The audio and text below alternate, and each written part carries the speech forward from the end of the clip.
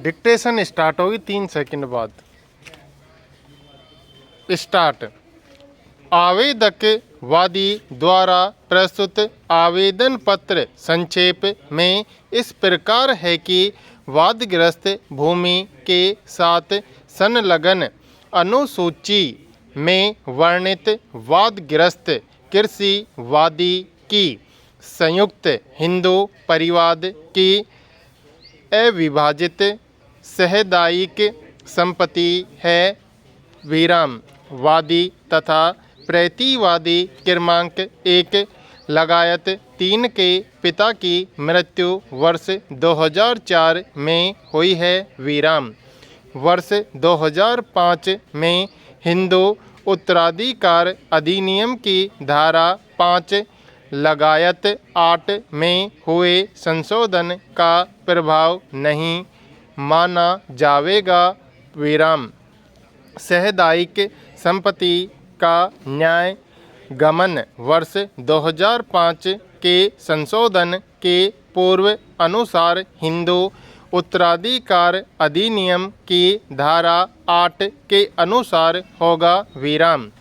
इसलिए वादी का जन्म से ही अधिकार माना जाएगा। इसलिए वादग्रस्त भूमि में पिता वीर सिंह भाग तथा वादी का 1/2 भाग हिस्सा था। विराम। वादी अपनी मृत्यु के समय वादग्रस्त भूमि 1/2 भाग तथा प्रतिवादी का 1/2 भाग था। विराम।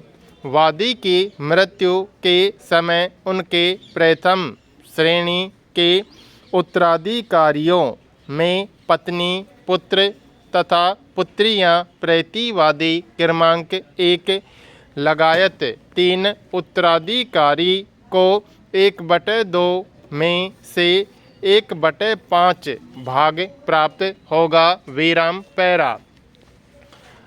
वादी का आवेदन आगे संक्षेप में इस प्रकार है कि प्रतिवादी क्रमांक 1 लगायत 3 वादी की बहनें हैं, परंतु उनके द्वारा वादग्रस्त भूमि पर कभी कृषि कार्य नहीं किया गया है और न ही कभी प्रतिवादी क्रमांक 1 लगायत 3 का आधिपत्य रहा। विराम।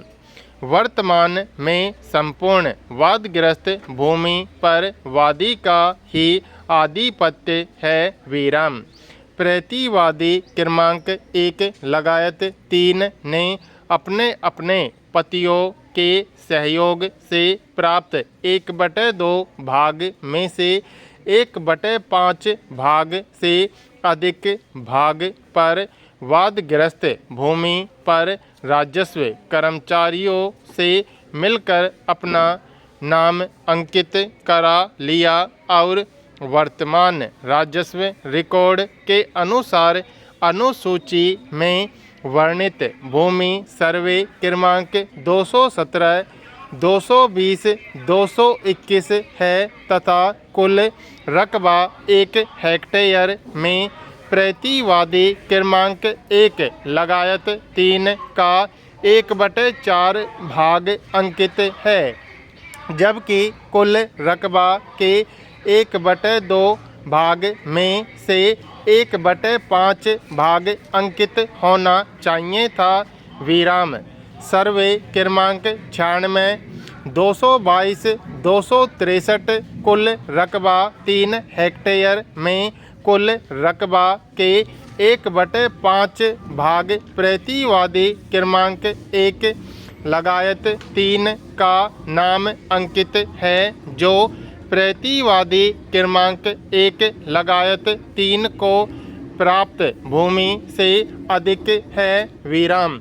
इस प्रकार संपूर्ण वादग्रस्त भूमि पर प्रतिवादी क्रमांक 1 लगायत 3 का नाम अंकित है, जबकि वह राजस्व अभिलेख में दर्शाए जा रहे भाग में से कम भाग का ही मालिक है। विराम। पैरा।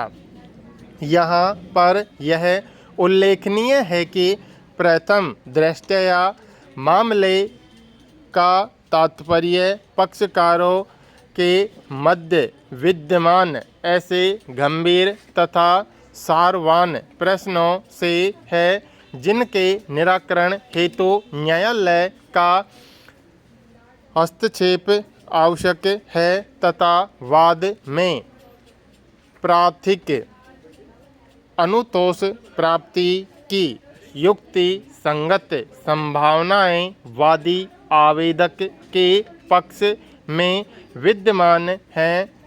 विराम स्टॉप।